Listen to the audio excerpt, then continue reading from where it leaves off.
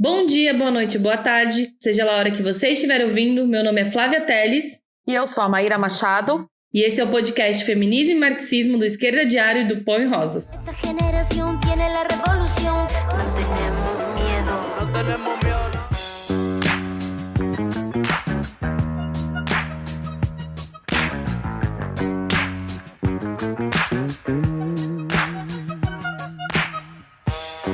Hoje a gente vai tratar sobre um dos mais brilhantes revolucionários da história, que foi um fiel companheiro do Marx e decisivo para o desenvolvimento do socialismo científico e do método do materialismo histórico e dialético. A gente está falando de ninguém menos que o alemão Friedrich Engels, que não só acompanhou e escreveu com Marx obras como o Manifesto do Partido Comunista, como também teve o papel de organizar e publicar os escritos de Marx após a sua morte, como os livros do Capital. Que responsabilidade, não? Que é claro que só poderia ser dada para alguém como Engels, né?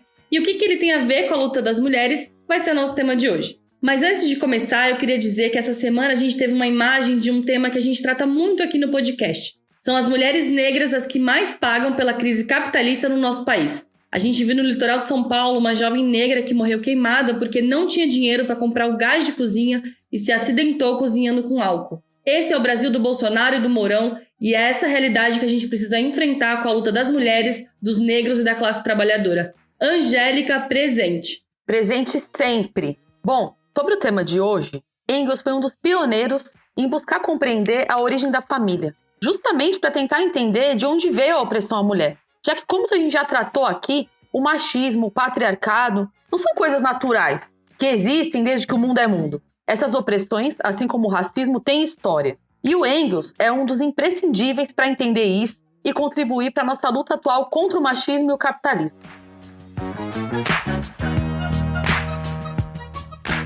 E para nos ajudar nessa tarefa maravilhosa, nós chamamos aqui a Patrícia Galvão, que nós vamos chamar de Pati, que é trabalhadora da USP e é parte da seção de Gênero e Sexualidade do Esquerda Diário, que já convido a todos a conhecer. Dá um oi pra gente, Pati.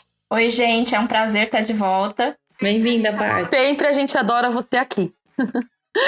E eu não queria deixar de falar que justamente sobre essa grande parceria, essa dupla genial, Marx e Engels, as edições Iskra vão publicar em breve Marx e Engels, uma biografia do David Riazanov, que foi um militante bolchevique e que você já pode ir reservando o seu. E também dizer, né, Má, que a gente lançou a caixinha de perguntas no nosso Instagram, e quem tiver dúvidas, sugestões, críticas, é só entrar lá e colocar. E, aliás, pra gente começar, né, a professora Joselita Santiago perguntou se o patriarcado veio antes do capitalismo. E esse vai ser o episódio perfeito pra gente responder essa pergunta. Então, vamos começar? Bora! Pati, você pode começar dizendo pra gente quem que foi o Engels? Com certeza. Primeiro, acho que a pergunta da Joselita é pertinente pra caramba para esse episódio, porque é justamente o Engels que vai desvendar essa questão, né? E é um prazer para mim enorme poder falar desse revolucionário incrível que foi o Friedrich Engels, né? Ele era conhecido como general justamente pelas qualidades que ele tinha como estrategista, de pensar os processos revolucionários, né? Ele vai nascer no que a gente chamava de Reino da Prússia, né? Que hoje vai se fundir na Alemanha, né? Que vai formar a Alemanha em 1871, né? E ele nasce na cidade de Barnim em 1820, eu tô com 900 na cabeça, mas 1820, né? Numa região que até hoje é conhecida como Renânia, que é uma região que desde o século XIX, né, já tinha uma burguesia industrial em ascensão, ou seja, já tinha uma forte burguesia se consolidando ali, né? E, consequência disso, uma classe operária também em formação, né, da qual isso é importante justamente porque vai influenciar o Engels na sua própria visão de mundo. O Engels, inclusive, nasce de uma família de ricos industriais burgueses que era bastante religiosa, de orientação protestante. A relação dele com a família, né, especialmente com o pai, ela vai ser bastante conflituosa. Primeiro porque o pai ele vai tentar de tudo para inserir o filho, né, no mundo do comércio, né, no mundo dos negócios e da indústria. E o Engels ele vai tomando um caminho totalmente oposto. Em 42, o pai dele manda ele para Manchester para cuidar de um escritório onde ficava uma das fábricas que o pai era sócio, né? E nesse processo de trabalhar nesse escritório, ele vai conhecer a situação da classe trabalhadora inglesa e vai ficar escandalizado. Ele, inclusive, vai conhecer a companheira de vida dele, né? E a partir desse contato com os trabalhadores, é que ele vai escrever, inclusive, uma das obras importantíssimas dele, que é a situação da classe trabalhadora na Inglaterra, né? Além disso, ele era um estudioso e um leitor ávido, né, por filosofia. Ele vai se dedicar, inclusive, a estudar filosofia e não administração, como a família queria, né? E se debruçar principalmente sobre os filósofos chamados idealistas, né, como Hegel e os seus seguidores na época, que formavam ali uma corrente de pensamento razoavelmente hegemônica até então, né? Esses primeiros estudos do Engels vão ser fundamentais tanto para o Engels quanto para o Marx, né? Que também começa a sua experiência no sentido de elaborar a sua teoria, né? A partir dos idealistas e da teoria do Hegel. Nessa época também é que o Marx e o Engels vão selar uma parceria que vai se dar para a vida toda, né? O Marx vai encontrar no Engels um importante interlocutor e amigo mesmo, né? Amigo de coração, assim, né? De camaradagem profunda. E juntos eles vão produzir obras que são monumentais para a história da humanidade, né? A primeira delas, inclusive, é justamente um combate contra os hegelianos, né? Contra os idealistas, né? Que o livro foi chamado de A Sagrada Família, né? Em alusão a esse pequeno grupo, né? Que é um livro fantástico, né? Que ali é um debate de ideias bastante vivo, né? Mordaz, com ironia e tudo mais, mas é bastante ilustrativo do espírito questionador que vai caracterizar o marxismo, né? E assim como o Marx, o Engels ele busca não só ser testemunha da história, né? Como se ele tivesse por cima analisando tudo, mas não se metendo em nada, né? Aliás, aqueles que tentam pintar tanto Marx como Engels como intelectuais de gabinete, né, não poderiam estar mais equivocados. Foram grandes organizadores e revolucionários, né, desde a Liga dos Justos, onde eles vão integrar essa primeira forma de organização e vão estabelecer ali debates fundamentais sobre estratégia, até a fundação da Liga dos Comunistas, que vai tentar aglutinar os trabalhadores ali da Europa como um todo. Depois, em 47, né, o Engels, como parte inclusive da Liga dos Comunistas, ele vai fazer o primeiro rascunho do que seria o Manifesto do Partido Comunista, né, que é o livro mais lido depois da Bíblia no mundo, né? Esse primeiro rascunho que vai servir de base... Oi? Não, falei maravilhoso, né? Que é o livro mais lido depois da Bíblia. Não, sim, totalmente. Então, e eu tenho certeza que vários jovens com aquela sementinha subversiva, como eu, né, que eu li ele aos 18 anos, logo que tinha internet, porque eu sou bem velhinha, né? Logo que tinha internet, assim, a primeira coisa que eu fui pesquisar é o Manifesto Comunista. Então, é um livro, de fato, que é um legado para a humanidade sem precedentes, assim. Acho que mudou a vida e a visão de muita gente, até de quem não é comunista, se chacoalhou ali. Você sabe, né? Paty, só te cortando de novo, que eu brinco com os meus alunos falando isso. Eu falo, gente, qual é um dos livros mais lidos da história da humanidade? Aí eu falo, é o Manifesto do Partido Comunista. Eles, caramba, Pro, não acreditam. Pois é, gente, vocês têm que ler também. Mano, é uma coisa assim de louco, né? E o primeiro rascunho que vai servir de base pro Marx finalizar o manifesto vai ser escrito pelo Engels, mas que depois vai ser aprimorado pelo Marx. Mas esses primeiros escritos do Engels vai ser publicado com o nome de Princípios Básicos do Comunismo, né? Onde ele faz ali perguntas fundamentais para ajudar os trabalhadores a entenderem, né, o que seria o comunismo, esse fantasma do comunismo tão combatido pela burguesia, né? Mostrando, inclusive, que a relação que vai ter entre as ideias comunistas e os próprios trabalhadores, né? Além disso, o Engels ele vai fundar, junto com Marx, né, a primeira Internacional em 1864, que é a primeira tentativa de formar um partido internacional da Revolução. E depois, já com Marx já tendo falecido, né, ele fundou a Segunda Internacional em 1889, né, um pouco antes de falecer. Mas ele foi bastante atuante nos processos de luta da Primavera dos Povos, né, na Prússia, nos levantes que vão culminar com a unificação em 1871. Ele foi importante estrategista e combatente, acompanhou de perto também, trocando cartas, análises, a Comuna de Paris, trocando cartas com os comunardes que estavam ali em luta. E a última obra dele, né, que acho que é o grande legado para a luta das mulheres que o Engels deixa, A Origem da Família, da Propriedade Privada e do Estado, ele por si só é quase um testamento mesmo do Engels, né, e uma herança que ele deixa para a humanidade para pensar a origem da opressão da mulher em relação à exploração capitalista, né? Sim, Paty. Nossa, esse livro maravilhoso, né? A gente sempre fala dele aqui, mas hoje vamos falar muito mais. E depois dessa apresentação espetacular aí que você fez sobre quem foi o Engels, eu queria colocar um pouco sobre o encontro que a gente quer fazer aqui, né? Do Engels com o feminismo. Ou melhor, com a questão da mulher. Eu estava ouvindo para preparar aqui esse episódio, mais uma vez, o episódio 17 aqui do nosso podcast, que é sobre o feminismo em Marx, que inclusive Patrícia Galvão, que tá aqui entre nós, né, gente? Nossa, foi maravilhoso participar desse episódio. É um dos melhores episódios, recomendo para quem não ouviu, para escutar, né? Inclusive, aproveitando a deixa, Paty, sem querer aqui falar muito de você, mas aproveitando o momento, a Patrícia Galvão, aqui a Paty, gente, faz um curso muito bom no campus virtual, né, do Esquerda Diário, que é sobre o Manifesto Comunista, que eu recomendo muito também, que vocês escutem, tá excelente.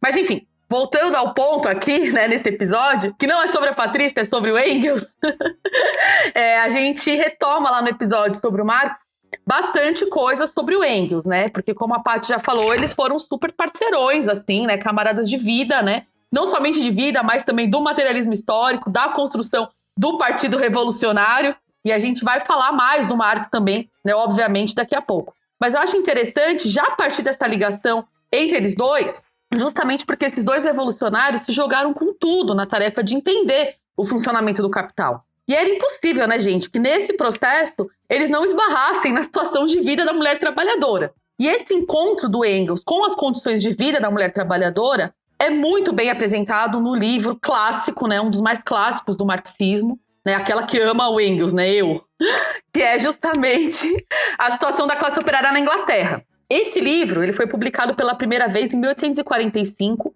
e ele é dedicado às classes trabalhadoras da Grã-Bretanha, na apresentação do Engels, né? E ali ele explica que ele viveu entre os operários e ele se embrenhou mesmo, assim, nas condições de vida dessa classe, que ele viu, né, segundo ele, o seu mundo inteiramente transformado em cerca de 60 anos, assim, né? Com a introdução das máquinas e do deslocamento de milhares de pessoas dos campos para a cidade, uma mudança completa no modo de vida, né? E a situação de extrema miséria que a classe trabalhadora foi obrigada a se submeter com o avanço do capitalismo. Eu mesma, estudando agora para o episódio, fiquei assim, chocada que realmente assim, o mundo virou de cabeça para baixo, né? A gente pensa 60 anos, assim, foi muito pouco tempo para tudo ter se transformado de uma história que é recente, né? E você ficou chocada e presa no livro, né? Porque eu vou contar aqui pros nossos ouvintes que a gente tava te procurando e você falava assim, gente, não consigo, só porque eu tô presa lendo esse livro, que é maravilhoso. Não, ele é muito ilustrativo mesmo, né? Você fica chocado. E pra quem tá estudando história e tudo mais, né? Você vê ele falando da situação das classes trabalhadoras enquanto estuda lá as mariposas de Manchester e tudo mais, que é a lição básica ali dos livros de história do ensino médio, né? Você fica chocado mesmo. Sim, e também é chocante de pensar que, assim, ele escreveu em 1845, né? Tipo, é muito recente também, né, gente? Isso que eu fico pensando. Nossa, é muito recente, assim. Mas, enfim...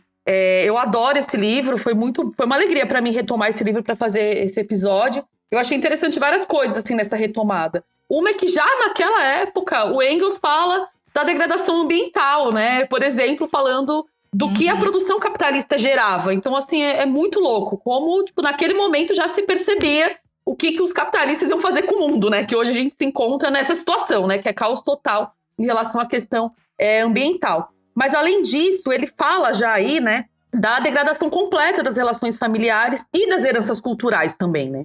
Eu acho que esse livro é realmente muito forte, gente, que faz uma denúncia muito grande da miséria capitalista, da sede de lucro da burguesia e da crescente e aparente desigualdade social que já em 1845 era brutal. Ele fala numa passagem, né, vou aqui abrir uma aspas para o Engels, né? Ele fala assim: a Revolução Industrial completou a transformação dos trabalhadores em puras e simples máquinas, arrancando-lhes das mãos os últimos restos da atividade autônoma. Mais precisamente por isso, incitando-os a pensar e exigir uma condição humana. Fecha aí aspas. E realmente, gente, quando ele relata as condições das casas e da vida, mas em geral mesmo da classe trabalhadora, é muito marcante, como não eram condições humanas, né? Digamos assim.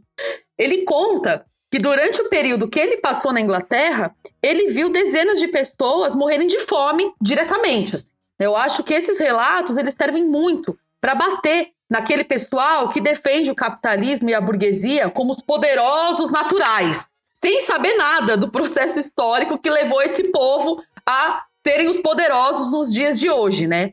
Aquele povo que fala, tal pessoa é rica porque ela trabalhou e tudo mais. Sendo que, assim, é muito claro hoje, mas nesse momento que o Engels escreve e conta qual é a situação de vida, né?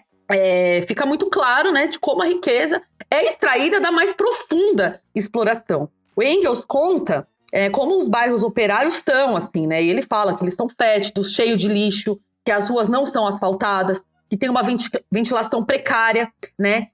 Que as casas, na verdade, na maioria das vezes, estão porões, onde moram muitas pessoas juntas, e muitas vezes em espaços onde não tem nenhum móvel. O pessoal mora em casas que não tem nenhum móvel. Né? Ele conta vários casos lá, né? E um caso entre vários que eu selecionei é de uma mulher que foi encontrada morta ao lado do seu filho na habitação onde ela morava, né? Ele pega lá o relato policial sobre a morte dessa mulher e o relato fala o seguinte, né? Abrindo aqui aspas novamente, né? Jazia morta ao lado do filho sobre um monte de penas, espalhadas sobre o corpo quase nu porque não haviam lençóis ou cobertores. As penas estavam de tal modo aderidas à sua pele que o médico só pôde observar o cadáver depois que o lavaram e encontrando-o descarnado e todo marcado por picadas de inseto. Gente, é pesado, não é? Muito pesado. Não, e pensar que hoje a gente vê a fila do osso, pessoas, tipo, morrendo de fome mesmo, tendo a produção de alimento avançado tanto, né? E quantas pessoas estão em condições muito parecidas com essa, né? Que ele tá falando lá na Revolução Industrial, assim, né? Sim. Muito sério, né? Ele usa aí no livro vários relatos de jornais para mostrar a situação geral, né? Num deles, existe o questionamento de que na parte mais luxuosa da cidade vivem muitas mulheres abandonadas e envelhecidas pela vida na rua e expulsas da sociedade. Essa situação é muito grave, né? Nesse momento existe concretamente uma transição mesmo assim na divisão do trabalho, né? Já que as mulheres entraram aos milhares nas fábricas, junto às crianças, e essa situação barateava todo o trabalho, já que elas recebiam muito menos. Inclusive, teve um monte de protestos nessa época aí, para quem estuda história também, né? Contra o trabalho feminino, que não trata disso exatamente no livro, né? Mas, assim, aconteceu muita revolta nesse momento, porque os homens trabalhadores, eles passaram a ver as mulheres como concorrentes, né? Sendo que, assim, é mais claro, né, do que nunca que o grande inimigo é o capitalismo, que justamente degrada todos os tipos de relação e utiliza o trabalho feminino para poder pagar menos também, né, ao trabalho masculino, né? Mas voltando ao Engels, né, porque eu já vou me empolgando aqui, né, falando disso, né, frente ao emprego de milhares de mulheres que passaram a trabalhar muito nas fábricas, né, que passavam 12 horas dentro de uma fábrica e chegavam em casa completamente esgotadas, as relações familiares antigas degringolaram totalmente e se mostraram cada vez mais como uma relação de troca monetária. Então a burguesia transformou a mulher em mais um instrumento de trabalho. A gente vai tratar mais sobre isso, né, ao longo dessa conversa nossa. Mas essa denúncia, ela é muito séria, né? Que mostra, ao contrário do que dizem os conservadores, que quem destrói as relações familiares é o capitalismo, né? Então acho que isso é muito importante, inclusive. Não, totalmente. E eu fico pensando como que, por um lado, a gente vai tratar aqui no podcast, né? Como que a família, o casamento monogâmico e tal, tipo, tem um conteúdo também opressivo para as mulheres. Mas também como que essa ideia de família do comercial de margarina, né? Que o capitalismo vende, também, na verdade, ele é impossível de acontecer justamente porque o próprio capitalismo impede também, né? Que as relações familiares se desenvolvam. Eu fico vendo as minhas companheiras de trabalho, que eu sempre pergunto, e aí, o que vocês fizeram no final de semana e tal? E a resposta é sempre, pelo menos eu tive um tempo para poder ficar com meu filho, né? Com os meus filhos, com o meu companheiro, com a minha companheira, porque não tem um período, não tem tempo, né? Não tem possibilidades, assim, de viver também essas relações, né? Então, acho que mostra bastante esse caráter destrutivo da própria família, como que o capitalismo também vai minando, né? As relações, assim. Nossa, totalmente. E parte desse fim de semana, né, onde ele vai passar com a família, é também quando você faz a faxina, né? Ou seja, exatamente. Parte do descanso é também quando você tem que se dedicar às tarefas do lar, né? Sim, o descanso é o trabalho, né? Organizar a reprodução da vida. É muito tenso, né? Mas isso é importante porque, inclusive hoje, né, gente, que a gente tem que obrigado a ouvir Damares, né, esse tipo de gente, Bolsonaro, Mourão, né, que usam o mesmo discurso, né, que os comunistas querem acabar com a família e, na verdade, eles acabam com a família e qualquer possibilidade de relação que a gente possa ter familiar, né, que os trabalhadores e trabalhadoras possam ter, né. Então, acho que é uma denúncia que o Engels fez lá atrás e que é totalmente vigente até os dias de hoje, né. Então, voltando aí, né, o Engels conta de várias doenças que são impostas aos trabalhadores, né, frente a toda a situação de vida que o pessoal estava enfrentando, né. Mas para pegar a situação das crianças, ele conta que o raquitismo era crescente entre os filhos dos operários e que essa doença era uma doença marcadamente inglesa, né? Então a gente vê como o avanço capitalista trouxe, né, para a grande massa da população mazelas assim que nunca tinham sido vistas, na verdade, né? Uma situação de miséria, doença e degeneração que não era conhecida pela humanidade. Além de tudo isso, o Engels ele denuncia o crescimento vertiginoso da prostituição. Ele, numa parte, ele fala que tem cerca de 40 mil prostitutas que enchem as ruas de Londres e que essa situação era fruto direto das mazelas da nova sociedade que, no final das contas, jogava essas mulheres no abandono completo, ao ponto delas se verem obrigadas a vender o próprio corpo para sobreviver. E ele diz mais, ele diz que elas eram seduzidas, entre aspas aqui, por um bom burguês, né? E isso, enfim, também é uma denúncia muito forte, né, do papel da burguesia em relação às mulheres, né? Sem contar a denúncia que ele faz dos próprios patrões mais diretamente, né? Ele diz também em um momento que o industrial transforma sua fábrica em um harém, tratando a exploração das mulheres como um direito adquirido. Isso me faz lembrar muito daquele desgraçado dono da Casas Bahia, né, gente? Que, enfim... Nossa, que ódio desse escandaloso caso, né? Nossa! Muito ódio, porque você vê que esse mito do bom burguês self-made man, ele só é possível existir com base na opressão e na exploração, seja endividando a família operária com carnês a longo prazo que você nunca termina de pagar, ou seja, diretamente também, tipo, utilizando a sua influência e do dinheiro que tem, né, para usar as crianças, as mulheres a seu bel prazer, transformando as mulheres em objetos de luxúria mesmo, né, como se as mulheres fossem mercadorias que eles compram para poder satisfazer as suas fantasias, seus nem desejos a palavra, asquerosos, né? Asquerosos. E o mais, acho que nojento disso é que é justamente desses burgueses, né, desse bom burguês, que vai sair o discurso mais conservador de defesa da família, da mulher, etc e tal, né, da mulher bela... Recatada e do lar. Recatada, essa palavra nunca me entra na cabeça. Bela, recatada e do lar, né, mas eles tratam as mulheres como objeto, eles que falam em defesa da família, que estupram crianças ou diretamente matam crianças, como foi o caso lá do Henri Borel, enfim. Essa burguesia, ela só pode mesmo transmitir esse nível de degeneração das relações sociais. Sim, nossa, gente, eu tenho um nojo, e um asco e um ódio desse cara, que assim, eu nem sei falar, nossa, coisa absurda. Mas enfim, para ir terminando essa fala aqui, eu queria ler mais um relato que está no capítulo do livro, que trata sobre os diferentes ramos industriais, onde o Engels faz um estudo das fábricas de tecelagem, né? Onde grande parte das trabalhadoras são mulheres, né? Pra vocês terem noção, ele coloca que dos 419.590 trabalhadores fabris do Império Romano, do Império Britânico, em 1839, 242.296 eram mulheres, e que entre elas, 112.192 eram menores de 18 anos.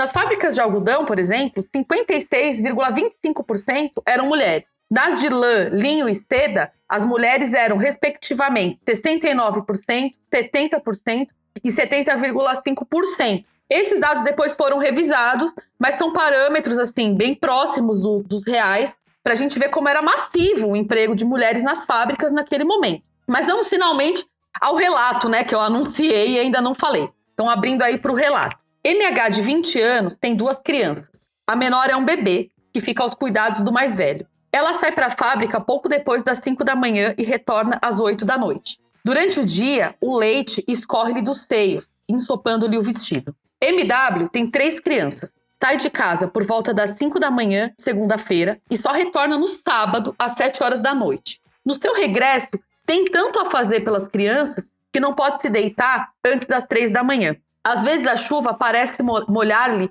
até os ossos, e ela trabalha nesse estado. Afirma: meus seios me causam dores terríveis e com frequência escorrem a ponto de me deixarem molhada. Cara, assim, nem sei o que falar. Tipo, é muito brutal, realmente, a situação que ele encontra, né, e que ele relata como denúncia nesse livro. Eu acho que esses relatos, eles dão a dimensão da coisa toda, né, que estava acontecendo. E eles estão no marco de denunciar que as condições de trabalho das mulheres que era muito brutal, já que elas eram obrigadas a voltar do trabalho depois de 3 dias de darem à luz, né? Eu me lembro quando eu estudei na Fundação Santo André, e esse assunto era muito recorrente, assim, entre os colegas, né? E esse livro da situação da classe operária na Inglaterra, a gente também comentava muito sobre ele, e a gente ficava, assim, chocado, pensando que as crianças, muitas vezes, as crianças operárias, né, recebiam nome só depois dos 5 anos de vida, porque a taxa de mortalidade era tão grande que elas não ganhavam nome antes dessa idade de 5 anos, né? Além disso, desses relatos, né, das mulheres perdendo leite nas máquinas, nas crianças que nasciam nas fábricas, né? Então, para mim, essas denúncias mostram que o Engels e o Marx puderam ver de forma profunda a situação da mulher operária e que apontaram, né, um caminho, que é o caminho da organização do proletariado para poder se emancipar dessa situação. Com certeza, Má. E eu achei muito forte todos os relatos que você colocou. E eu acho que ajuda a gente a ver como que o Engels, né, ao analisar a situação da classe trabalhadora, ele já via ali que existia um setor, né, dessa classe, como você falou, era um setor novo, né, que estava colocado, mas que sofria ainda mais com a exploração, né, justamente porque o capitalista, ele se utilizava, e a gente pode dizer, né, que se utiliza da condição de ser mulher para submeter ainda mais essas mulheres à exploração do trabalho, às vezes até a exploração do próprio corpo, como a gente falou aqui agora, né, inclusive tratando aí do caso dos casos Bahia, dos casos nojentos. E eu acho que isso também a gente consegue ver em outras obras dessa parceria do Marx e do Engels, né? Eu queria também destacar aqui alguns trechos de outras obras que eu acho que ajuda bastante a gente ver esse sentido, assim, né? Uma é o Manifesto do Partido Comunista, né? Que é um dos principais livros e que diretamente eles dizem, assim, vou abrir aspas aqui, né? Eles dizem: para o burguês, a mulher nada mais é do que um instrumento de produção. Ouvindo dizer que os instrumentos de produção serão explorados em comum, conclui naturalmente que o destino de propriedade coletiva caberá igualmente às mulheres. Não imagina que se trata precisamente de arrancar as mulheres do seu papel de simples instrumento do trabalho, né? Então mostra bastante, assim, como eles também já viam a necessidade de lutar pela emancipação das mulheres lá no Manifesto do Partido Comunista, né?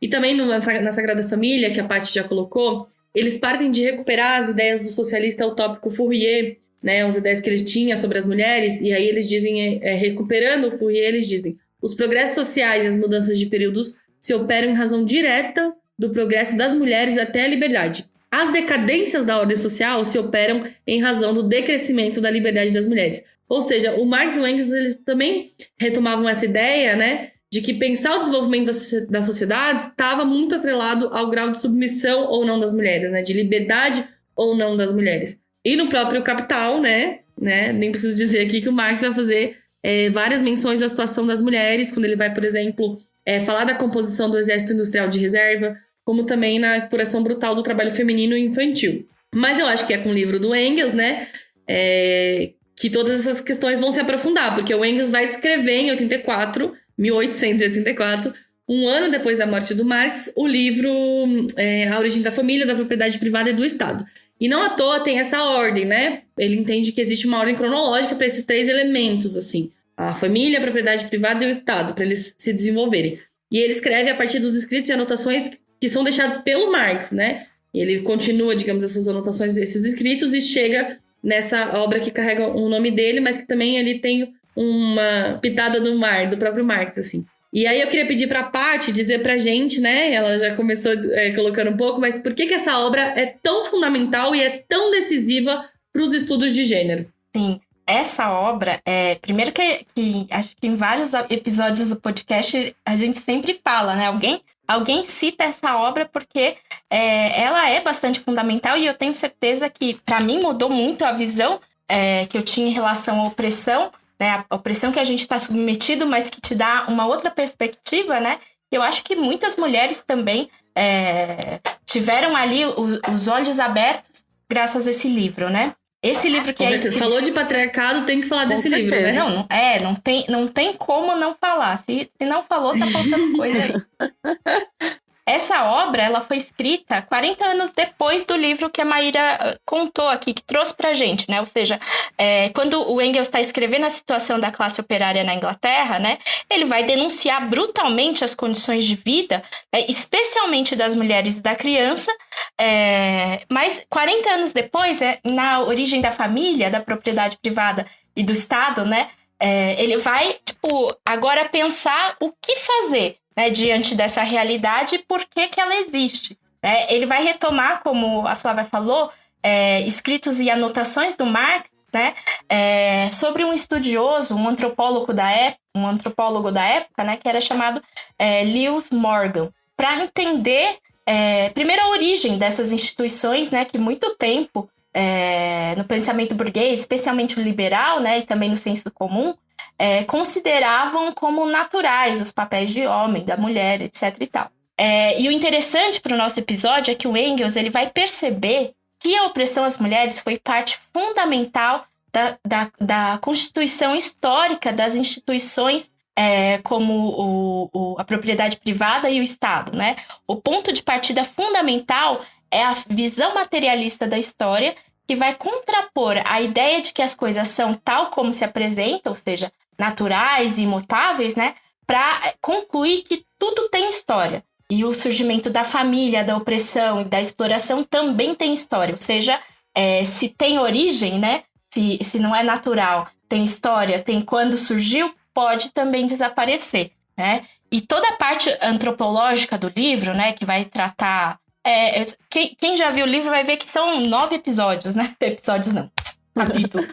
Mas toda a parte antropológica do livro, né, que fala de consanguinidade, das gens gregas, iroquesas, romanas, germanas, enfim. Tudo isso vai se basear nos estudos desse antropólogo, Morgan, né, com que se tinha até então, né, ou seja, era bastante limitado ainda o acesso a novas sociedades e tudo, mas era uma reflexão ainda muito crua, né?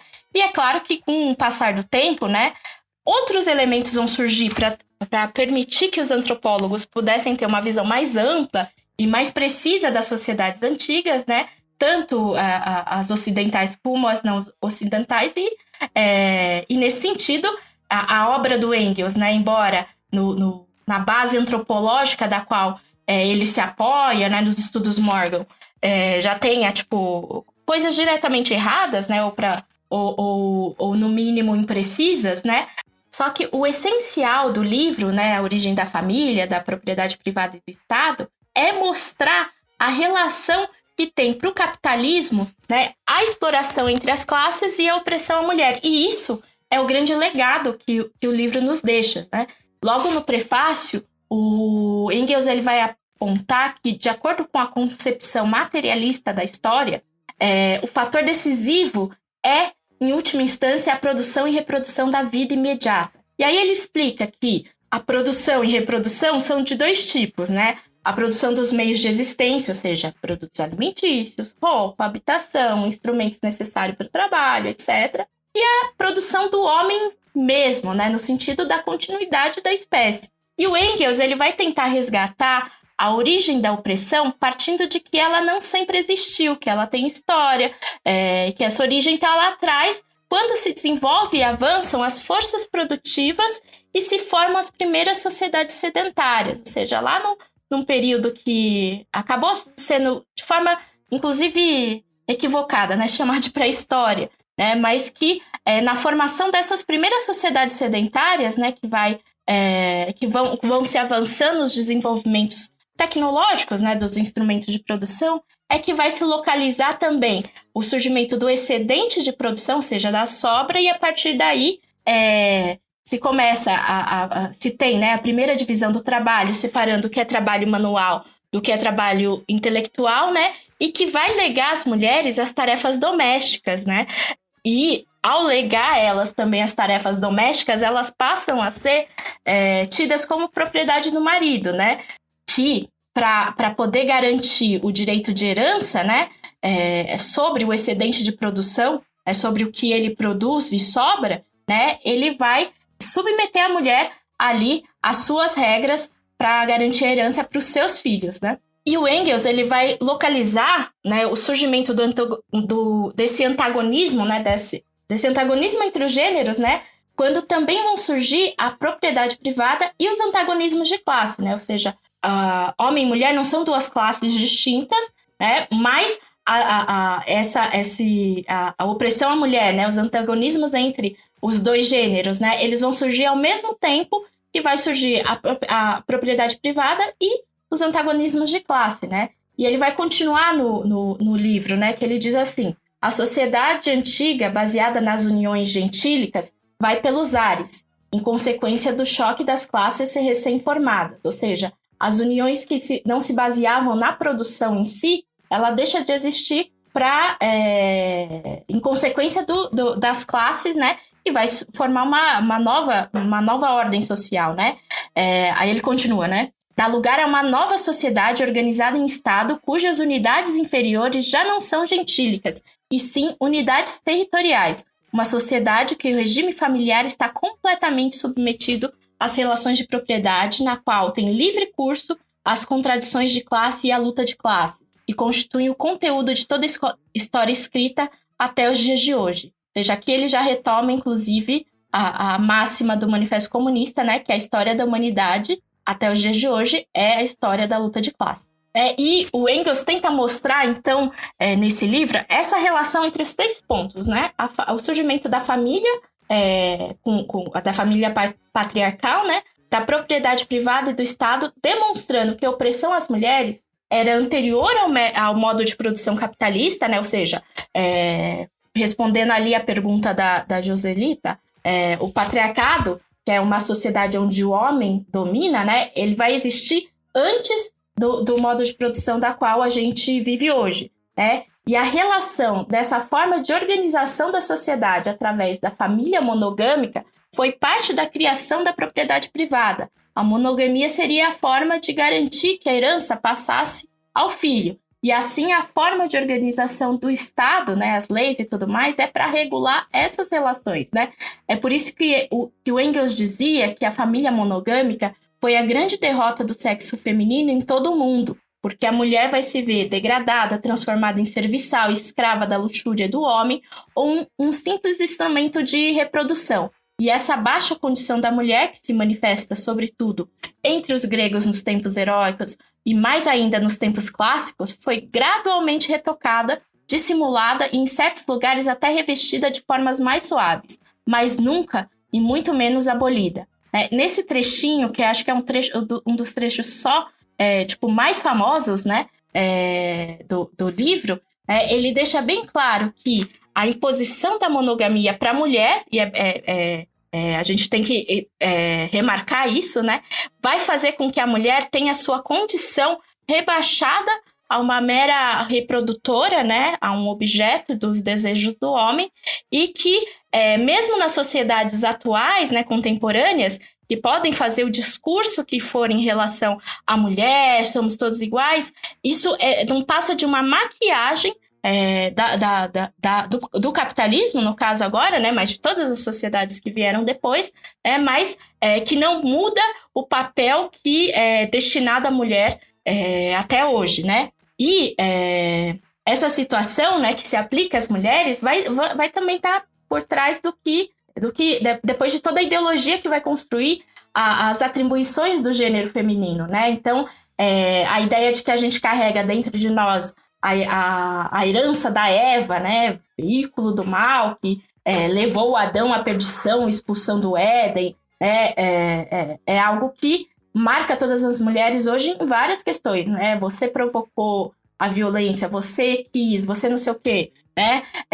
E essa herança, né, da Eva pecadora, da Eva que levou à perdição e expulsão do Éden, é que vai fazer com que a sociedade defenda, né, como parte da sua ideologia, a sociedade capitalista, que a mulher ela precisa ser disciplinada pelo homem, seja pelo pai, pelo marido ou pelo patrão, né? E essa disciplinarização, inclusive do próprio corpo, da própria beleza, do que produz, enfim, de tudo. Sim. Inclusive, né, nos dias de hoje, né, com o avanço do capitalismo e tudo, né, a gente vê bastante, né, como também nesses termos aí, né, foi ficando cada vez mais colocada para a mulher essa submissão, né, num certo sentido. Mas também a gente vê muito organização feminina, né, e, enfim, luta, né, contra o patriarcado, assim, né. Eu acho que tudo isso que você falou, Paty, na verdade mostra por que esse é o livro de cabeceira aqui do podcast, né. Porque, enfim, né, é incrível assim pensar, né, como o Marx e o Engels, eles teorizaram sobre a origem realmente das opressões, né. Eu lembrei muito, assim, estudando esses dias, da professora Lívia Cotrim, da Fundação Santo André. Gente, sério, eu tenho saudade sempre das aulas maravilhosas dela. Demais, assim, né. Ela ensinava a gente, o Engels, né, ela dava aula de antropologia, e ela ensinava a gente o Engels, né, praticamente lendo realmente, nas aulas dela, a origem da família do Estado da propriedade privada. Pegava e lia trecho por trecho. Ela falava, vocês vão entender isso aqui, gente. Então era bem pesado, assim, no primeiro semestre era esse livro, assim, o livro da Lívia era esse. Caramba, né? Muito bom, inclusive, sim, era maravilhoso. Assim nas universidades. Sim. Sim, com certeza. Nossa, era muito bom. O curso de Ciências Sociais da Fundação Santo André tinha uma base de marxismo, assim, muito forte. Então, né, eu falava pro pessoal, nossa, eu adoro antropologia. A galera, nossa, você é doido? Um pouco. Era essa antropologia que a gente tinha. Mas enfim, eu gosto de antropologia, mas no geral também, tá, gente? Tenho que confessar. Mas como eu falei já, né? Tipo, a gente conversava muito, né? Sobre as aulas da Lívia, que enfim, ela felizmente faleceu tem alguns anos, mas assim, todo mundo segue sempre falando disso. Mas na época da faculdade a gente falava muito. E a gente comentava bastante também sobre os estudos do Morgan, né? Que o Marx fez, né? Como a Paty falou, e que o Engels usou aí para ir tirando as conclusões sobre a evolução humana no marco da produção, né, e das relações sociais. E como esse livro, né, acaba cumprindo um papel de fundador quase, né, do pensamento marxista sobre a questão da mulher. Eu lembro várias passagens do livro na voz da Lívia, gente. A louca. Mas o que eu queria ressaltar mesmo é que o livro, né, ele desnaturaliza a questão da opressão, que, como a Paty falou, é vista como algo natural, né? Então ele vai nos fundamentos mesmo da organização social para mostrar que a opressão à mulher é histórica e que tem diretamente a ver com a questão da propriedade privada e com o acúmulo, né, da produção de mercadorias, né? Isso porque na origem da família, o Engels mostra, né, como a Paty falou, que a primeira forma de propriedade foi a do homem sobre a mulher e os filhos, né? Isso tem a ver com o direito à herança e tudo mais. Nas aulas da Lívia, falando mais um pouquinho disso, ela fazia uns desenhinhos toscos, assim, pra gente ver como era a organização gentílica e tudo mais na lousa, né? Ai, que demais. E para entender historicamente, assim, as mudanças na forma de família, né, até o advento da propriedade privada. E ela comentava sobre a Grécia, né, mostrando o papel da mulher. Ela, inclusive, falava dos poemas gregos que colocavam meio essa transição do papel da mulher na sociedade e tudo mais, assim, né? E mostrando isso, né, como foi essa transição de uma sociedade que era matrilinear, né, que não tem nada a ver com o patriarcado, né, já que o patriarcado é a submissão de um gênero em relação ao outro, ou seja, a submissão da mulher em relação ao homem, que é diferente da matrilinearidade, né, que na verdade é relacionada à linhagem materna, né. Essa divisão do trabalho a partir da propriedade privada foi considerada pelo Marx e pelo Engels como a primeira divisão sexual do trabalho, né. Portanto, a constituição do patriarcado ela não é natural, ela é social, e no capitalismo a gente vê como em nenhuma outra sociedade a perversidade, né, dessa divisão. Que é como a gente cansa de afirmar aqui, inclusive hoje, já afirmamos e agora eu vou afirmar mais uma vez, o capitalismo se utiliza das opressões para poder explorar ainda mais a classe trabalhadora, né, isso que a gente está tentando também mostrar aqui durante o episódio. Sim, e ao mesmo tempo, né, Mar, acho que é importante a gente colocar aqui que o livro do Engels, ele é muito criticado, né? Porque ele se baseia bastante nos escritos do Morgan, né? A Paty falou um pouco, né? Que é um autor considerado um dos expoentes do evolucionismo cultural, né? Que é essa ideia de que o desenvolvimento da sociedade ela tem um segmento contínuo em etapas que vai da selvageria, passa pelo barbarismo e chega aí na civilização, né? Existe muita confusão e muitos vieses, assim, nessa crítica feita ao Engels, né? Primeiro, eu acho que se assume de forma muito rasa que o Morgan era igual a outros autores evolucionistas, né? O que não é verdade. As próprias passagens na obra do Morgan que tratam dessa evolução linear, elas não são as mais recorrentes e nem as mais importantes da obra dele, assim. Depois, como foi um tema bastante criticado pela própria antropologia, pela pós-modernidade, né? O livro do Engels ele acaba sendo criticado como grande exemplo de que o marxismo seria teleológico, né? Ou evolucionista. Essa crítica, acho que é muito incorreta, né? Bastante incorreta. Ela adquiriu certa fama, inclusive porque, de fato, as tradições stalinistas transformaram as análises históricas do Marx e do Engels, né? Sobre a origem do capitalismo, numa teoria da história etapista, linear e evolutiva. Mas, de forma alguma, essa crítica é verdadeira, se tratando aí dos fundadores do marxismo, se tratando do Marx e do Engels. Inclusive, o Engels parte, né, de dizer no livro, lá no início, de que a classificação feita pelo Morgan permanecerá em vigor até que uma riqueza de dados muito mais considerável nos obrigue a modificá-la, né? Ou seja, ele entendia que se tratava de uma classificação provisória, né? Não de uma descoberta de uma lei natural da história, assim, né? Como querem pintar ele. E também, eu acho que... Ele é... Pensamento científico para ele é muito importante e ele sabe que mais dados vão trazer mais visões. Exatamente, né? Vão poder avançar ali, né? E também eu acho que é importante lembrar que hoje uma imensa quantidade de historiadores marxistas e não marxistas também reconhecem que o Marx e o Engels descreveram os momentos históricos do desenvolvimento do capitalismo na Europa Ocidental, né? Nem o Engels, nem muito menos o Marx, eles queriam criar uma teoria que funcionaria, né, de antemão para qualquer sociedade, para qualquer região, assim, né? Por sinal, o Marx, inclusive, nas cartas que ele trocou com a Vera Zasulich, né, em várias outras situações, ele deixou claro o absurdo que era a acusação de que a sua teoria era de uma história teleológica, universal, né? A gente tratou mais disso, inclusive, falando em Marx, né, com a Letícia Parques e com o Yuri Tonello, que eu indico aqui, inclusive, a todo mundo no episódio Marx, antirracista e anticolonial. E no caso do Engels, eu vejo, inclusive, como muito estéril, assim, essa crítica, né, se basear nessa crítica, que é equivocada, para negligenciar a importância do livro dele, né? Porque a análise dele materialista, que vê que a opressão à mulher coincide com a primeira divisão da sociedade em classes, ela é fundamental para entender o surgimento do patriarcado e permanece muito válido, eu acho que até os dias atuais, né? E tem outra crítica também que essa obra do Engels vai sofrer, que é de que ele separa a esfera da produção da vida e a esfera da reprodução, né? Quando ele diz, inclusive um trecho que a Paty já citou, mas vou citar de novo porque essa é a crítica que fazem, né? Que diz assim, ele diz, né? Segundo a teoria materialista, o fator decisivo na história é, em última instância, a produção e reprodução da vida imediata. Mas essa produção e reprodução são de dois tipos. Por um lado, a produção dos meios de existência, os produtos alimentares, vestuário, habitação e os instrumentos necessários para produzir tudo isso. Por outro lado, a produção do próprio homem, a continuação da espécie. A ordem social em que vivem os homens, em uma determinada época ou país, é condicionada por esses dois tipos de produção. Pelo grau de desenvolvimento do trabalho, por um lado, e da família, por outro. E é uma crítica feita pelas feministas da teoria da reprodução social, né? Inclusive a Sue Ferguson é uma das que faz essa crítica. A gente também tratou desse tema, da teoria da reprodução social aqui nos nossos episódios do podcast, quem quiser conferir lá. Fantástico esse episódio, inclusive. Ah, sim, é muito, muito bom esse episódio. Então também deixo essa dica.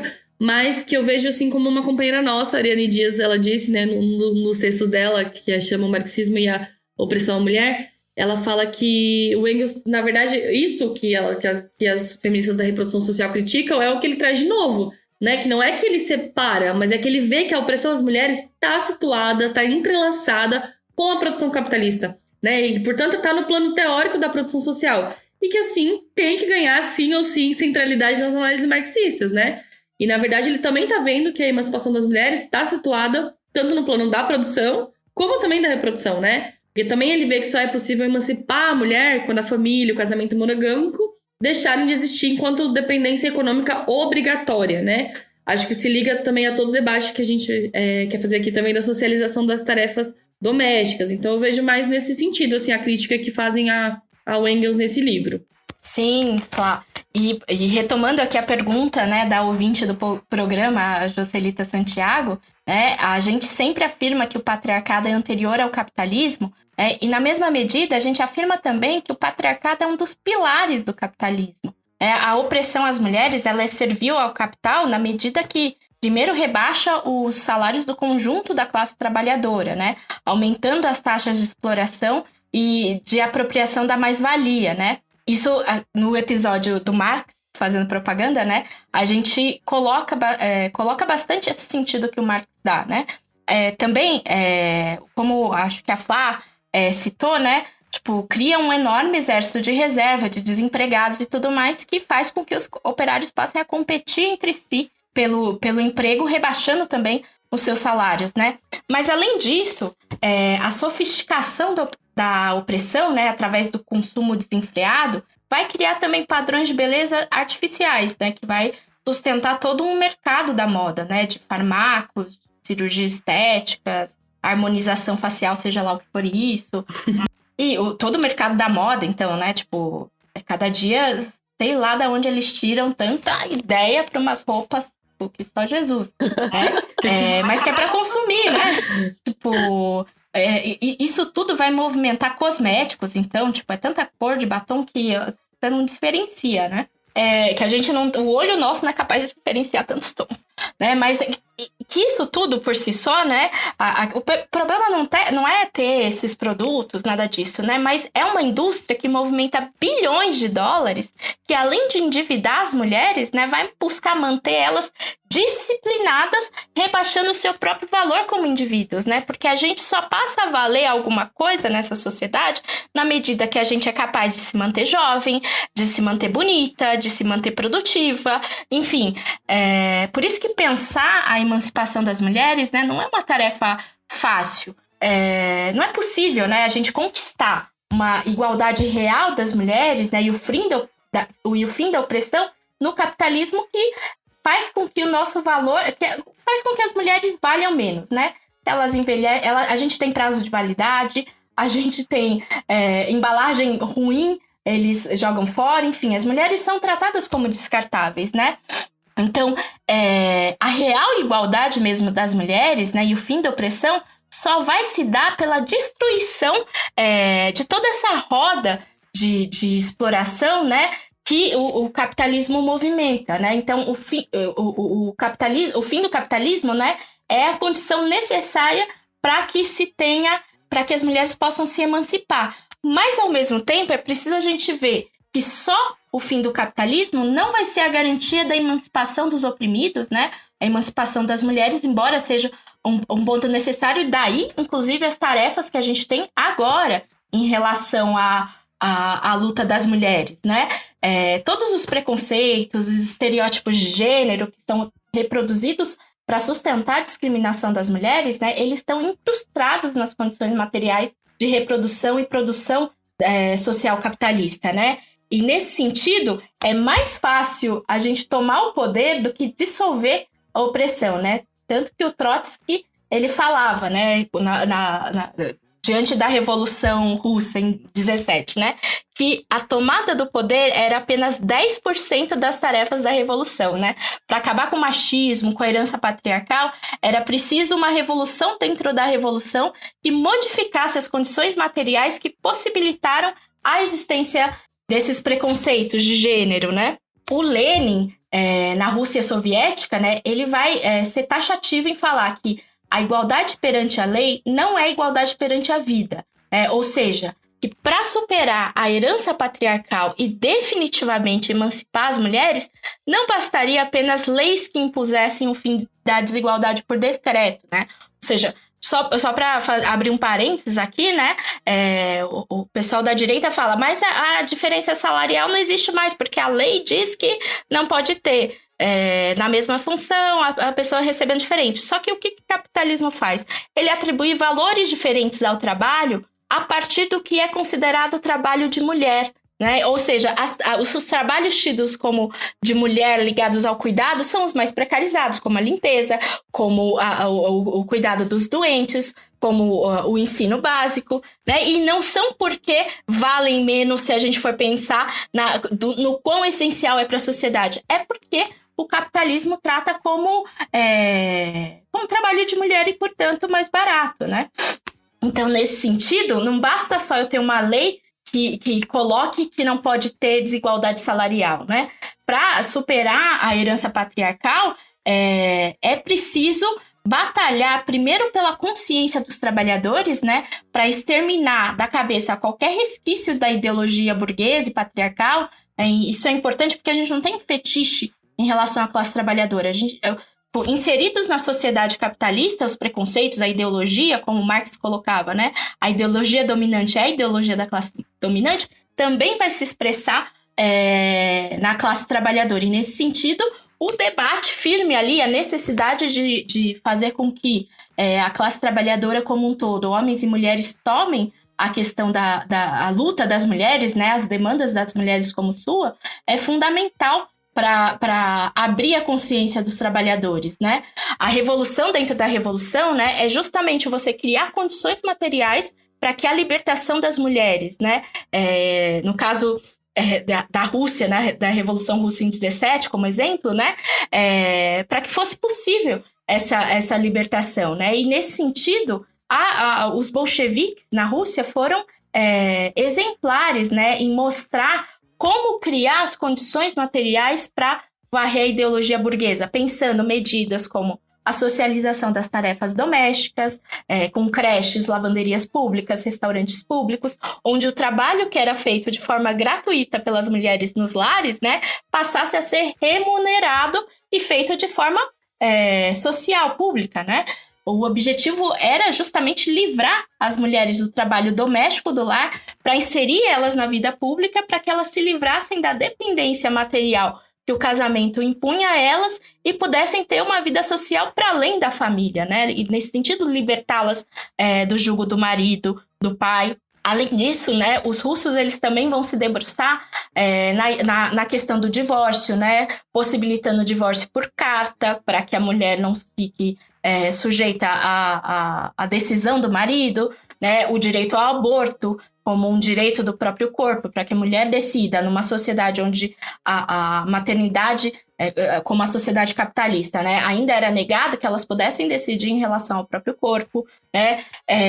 Enfim, todas essas conquistas que a Revolução Russa vai debater e vai conquistar, né, há mais de 100 anos atrás, mostraram que um Estado operário pode ser mais avançado do que um Estado capitalista, mesmo 100 anos depois, onde os direitos, né, esses direitos simples, como restaurantes públicos, lavanderias, para que o trabalho não recaia sobre as mulheres, o direito ao aborto, né, é negado até os dias de hoje, né? Então, esses revolucionários, né, eles viam que as próximas gerações, libertas da dupla jornada, não remunerada, da exploração do seu trabalho para o lucro dos capitalistas, né, poderiam dissolver todos os preconceitos sexistas e, enfim, encontrar novas definições para o amor que não fossem vinculadas a um sacrifício silencioso da mulher, né? Ao trabalho invisível, à entrega incondicional da mulher que faz comida para a família por amor, né? Então, a mudança na forma como a sociedade se organiza, trabalha, produz, poderia legar às futuras gerações pensar outras formas de amor que fossem muito mais livres, né?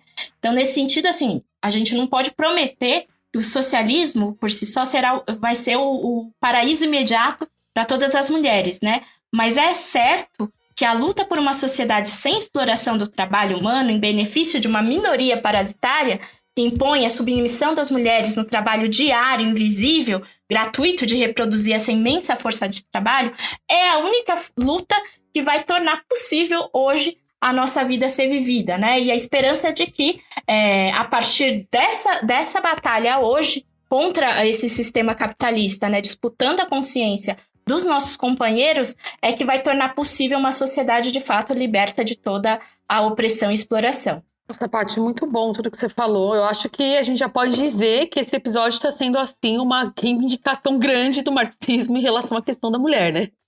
Sobre o Marx e o Engels, eu acho que não ficam dúvidas, assim, da enorme contribuição que eles deram também à causa das mulheres trabalhadoras. Para mim é muito forte a afirmação de que os capitalistas barganham com o trabalho feminino para aumentarem seus lucros, né? Quando esses dois revolucionários eles se debruçaram para entender como funciona o capital, eles puderam entender que o trabalho feminino era o mais barato e que o capitalismo transforma as relações de amor em relações monetárias. Inclusive, no episódio sobre o feminismo em Marx, as camaradas citam um livro que eu também li, né, que inclusive, né, também é um dos que está emprestado aí que eu tô tentando resgatar. Se tiver com você, Devolva. Se tiver com você que tá ouvindo esse podcast, Usando me o devolva. podcast pra avisar pra galera devolver o livro. Você vê, né, o desespero até onde ele chega. Mas enfim, esse livrinho é um livro escrito do Marx sobre o suicídio. Acho que vocês já devem ter lido também. Vocês já leram, gente? É muito bom. Meu, é fantástico. Sim, é muito bom. É muito sensível. Demais. E ele tem esse método do Engels aí também de ficar analisando várias fontes de jornais, né, relatos policiais e tal, para debater justamente que o suicídio é algo que acontece recorrentemente. E ele mostra nesse livro que as mulheres, fruto da opressão, são as que mais se suicidam. Então, assim, até para discutir a questão do suicídio, os caras tratam sobre a questão da mulher, assim, né? Eu acho muito interessante, eu recomendo. Para quem não conhece, assim, que conheça, é um livrinho pequeno, muito, muito, muito bom, assim. Eu vejo que esse debate, então, né, sobre a questão da mulher, ele estava na raiz do pensamento marxista, né, foi apropriado, né, e avançou muito, né, quando a gente analisa depois o feminismo no Lenin e no Trotsky, né, tem também episódios maravilhosos, para quem não escutou, super recomendo, né, sobre o feminismo no Lenin e no Trotsky, né, mas para colocar algumas questões, né, porque em 1923, o Trotsky escrevia assim, né? Se realmente queremos transformar as condições de vida, devemos aprender a olhar para elas com os olhos das mulheres. Né? Ele dizia isso afirmando que as mulheres tinham sido as que mais sofreram com o passado e também por isso seriam as mais duras combatentes pelo novo mundo. E eu queria ressaltar que ele escreveu isso, gente, em 1923. Tá? Ele escreveu sobre a opressão às mulheres, em meio a uma enorme convulsão social que estava acontecendo na Rússia, tá? Então, assim, para mostrar que, tipo, o papel que ele via para a questão da mulher não era minoritário nem nada disso. Ele estava escrevendo isso num momento, assim, tipo, enfim, que tudo estava acontecendo ali, né? E a Paty colocou, né, sobre o Lenin e tudo mais, né, a forma como ele via, né, a opressão à mulher, tipo, o ódio que ele colocava, né, para falar sobre o trabalho doméstico e a necessidade de libertação das mulheres, né? Eu acho que esses exemplos, e teriam muitos outros, na verdade, mostram como os revolucionários sempre enxergaram a questão da mulher e servem também para afirmar o caminho da unidade das fileiras operárias para combater as opressões e o jugo do sistema capitalista. É para não ter dúvida do papel do marxismo quando a gente está falando das opressões das mulheres, né? Muito bom.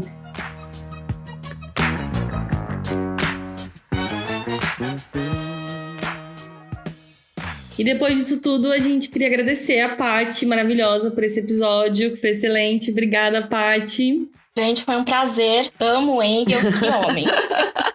Volte sempre. Com certeza. E agradecer todo mundo que tá nos ouvindo, né? Chamar todo mundo para interagir com a gente pelo Instagram, mandando as suas opiniões, né? No Instagram Feminismo e Marxismo. E no nosso também, Maíra Machado, Flávia Teles. E eu queria também chamar todo mundo para conhecer mais a seção de gênero do Esquerda Diário, da qual a Paty faz parte, né? A gente tá com alguns temas quentes lá sobre a questão de gênero, sobre, enfim, vários debates políticos nacionais, internacionais. E um dos temas que a gente tá tratando agora é o tema do aborto, que é constantemente atacado pela direita, pela extrema-direita, né? Mas que a gente sabe que não vai ser com a conciliação de classes que a gente vai conquistar esse direito. Por isso que a gente também tá fazendo elaborações sobre a declaração recente do Lula, os motivos dos governos do PT não ter legalizado o aborto e como que isso está colocado ainda menos agora, né, com Lula, Alckmin e também aí sobre a crise histórica do pessoal que vem conciliando com os nossos inimigos como o próprio Alckmin e a rede. Enfim, vários debates sobre gênero, sobre política, sobre vários temas e eu queria chamar todos vocês a conhecer, curtir e compartilhar. E a gente volta daqui a 15 dias com mais um desses bons temas sobre o feminismo e o marxismo. É isso, até mais!